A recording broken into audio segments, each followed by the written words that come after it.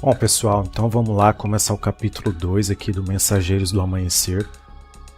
Um livro muito interessante que traz muitas informações que a gente deve analisar e entender o real sentido, né? Vamos aqui então seguindo. Na jornada do Criador primordial. A humanidade é uma experiência. Ela foi projetada bem como tudo o que existe dentro da criação. O Criador primordial começou a experiência com a criação, há muito tempo neste universo, com o propósito de aumentar a autoexploração, a autogratificação e a autoexpressão. Ele trouxe energias e essências de vida, extensões de si mesmo, para este universo e concedeu a estas extensões dons que possuía. Existem muitos outros universos e muitas outras formas de projetar universos. Este foi designado como uma zona de livre-arbítrio, onde tudo seria permitido. O Criador primordial disse a estas extensões de si mesmo: vão, criem e trazem os frutos de volta. Isto era uma missão bem simples, não era? Em outras palavras, estava dizendo: eu vou doar-me a vocês. Vão e doem-se livremente, para que tudo o que criarem neste universo possa compreender a própria essência como identidade. Se a gente for fazer a análise desse lance da criação, no primeiro capítulo a gente pôde observar sobre essa questão que quando o Criador primordial criou tudo, né, ele se fracionou em várias essências, né, então cada um de nós somos uma parte fraccional do Criador primordial, né? Estas extensões do Criador primordial, a que chamamos deuses criadores, saíram e começaram a fazer experiências com a energia do Criador que existia dentro deles. Começaram a criar própria hierarquia que, por sua vez, criaram outras hierarquias. Cada hierarquia sucessivamente criou uma nova hierarquia, dotando-a com sua própria essência para auxiliar no desenvolvimento deste universo. Posteriormente, num desses sistemas galácticos, planejou-se designar a Terra como um centro de troca de informação intergaláctico. Era um plano incrível. A Terra era um lugar lindo, localizado nas fímbrias de um sistema galáctico e facilmente acessado por outras galáxias. Encontravam-se perto de vários portais de rota, estradas por onde energias viajam através do espaço. Houve muita correria e confusão para que se criassem representações individuais de todas as galáxias nesse planeta. Se a gente for fazer uma comparação, a gente tem falado muito aqui nesse canal sobre várias produções cinematográficas, né? Lendo essa parte aqui, eu me lembro muito daquele filme, John Carter, Entre Dois Mundos, né? Ele conseguia atravessar por esses portais, né? Até mesmo se você for olhar um pouco na mitologia nórdica, quando se fala da árvore de Yggdrasil, por exemplo, segundo eles, o universo ele é sustentado por uma árvore, né? Simbolicamente. Ela que sustenta os mundos e cada galho que segura ali os planetas, eles têm uma conexão que permite você navegar de um planeta para outro, né? Outra coisa interessante, se você pesquisar a história dos Anunnakis, por exemplo, que foram os nossos deuses criadores aqui, né? Menciona-se também sobre esses portais, que para cada planeta criou-se um portal para que pudesse ter uma forma de se navegar no espaço-tempo com muito mais rapidez, né? Se você fizer algumas pesquisas mais a fundo, aqui no planeta Terra, por exemplo, existem 12 portais espalhados pelo mundo que permite essa conexão entre os universos, entre outros planetas, né? Muitos dos deuses criadores eram mestres geneticistas. Por meio de suas hierarquias, eles eram capazes de unir células, moléculas codificadas de identidade, frequência e carga, criando assim a vida. Muitas civilizações sencientes doaram seu DNA para possuírem representação de seu código genético nesse planeta. Os mestres geneticistas então projetaram várias espécies, algumas humanas, outras animais, jogando com as variedades do DNA, contribuição das civilizações sencientes para este centro de troca de informação, esse centro de luz, essa biblioteca viva. O plano para a Terra era muito importante. Os planejadores originais da Terra eram membros da família da Luz, seres que trabalhavam e eram associados ao aspecto da consciência chamado Luz. Luz é informação. A família da Luz criou o centro da informação que havia concebido. Eles projetaram um local onde a galáxia contribuía com sua informação e onde todos pudessem participar e partilhar seus conhecimentos específicos.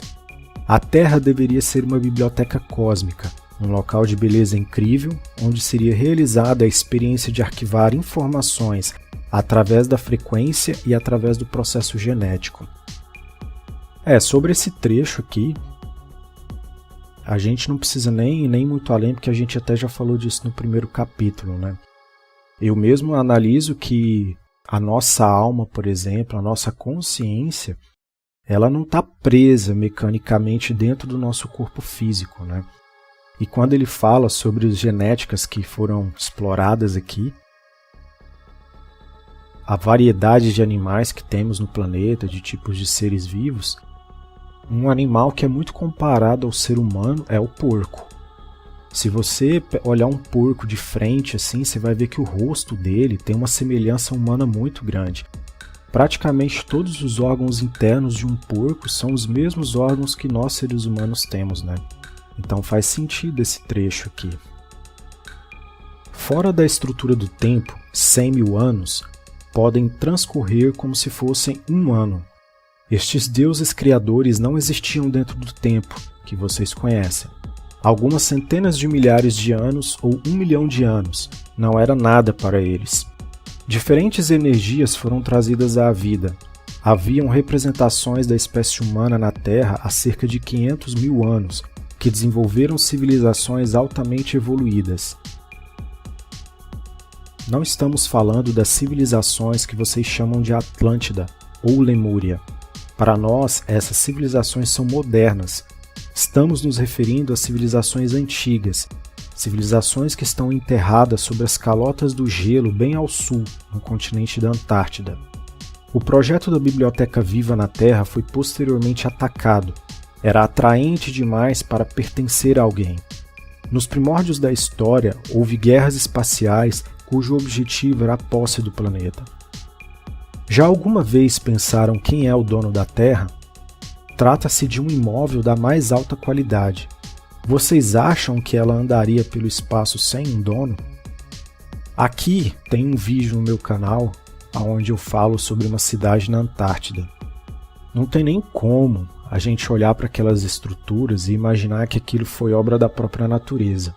Está mais do que nítido que houve sim uma presença de alguém ali que construiu aquela estrutura, né? Mas infelizmente, como tem muito gelo e a gente não consegue ver isso através do Google Maps, não dá para a gente saber ao certo como aquela formação é. Mas sabemos, né, que existe uma vigilância muito grande sobre aquele território ali.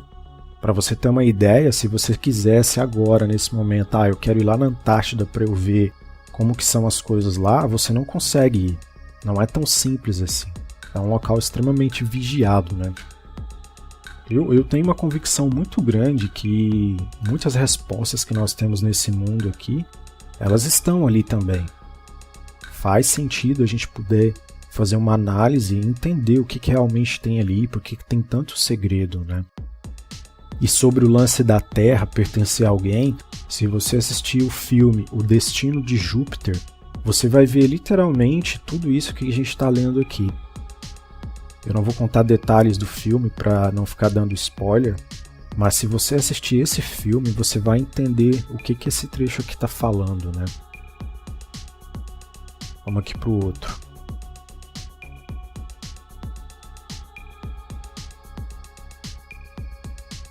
Começaram as escaramuças e a Terra tornou-se um lugar de dualidade.